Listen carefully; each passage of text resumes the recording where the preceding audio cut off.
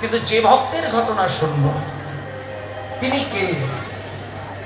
তিনি, আমি পূর্বজন্মের ঘটনাটা একটুখানি বলি। তিনি হচ্ছেন কৃষ্ণের থেকে একজন সুন্দর দেবতা। ভগবান কৃষ্ণ তার থেকেও সুন্দর দেখতে। তিনি হলেন অহংকারী কামদেবতা। কামদেবতা হচ্ছে কৃষ্ণের থেকে রূপে সুন্দর, কিন্তু গুণে সুন্দর নয়। কারণ রূপের ডালি দিয়ে সুন্দর হতে পারা যায়, ভেতরে গুণটা যদি না থাকে তাকে তো আর ভেতর থেকে সুন্দর বলবে না।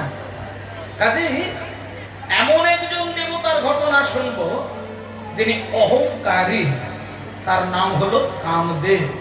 তিনি বৃন্দাবনে একদিন ছোট্ট কৃষ্ণ আর শিশু গোপালদের সঙ্গে খেলা খেলছিলেন ভগবান কৃষ্ণ। এই দেখে তার একটা মনে মনে অহংকার তৈরি হল।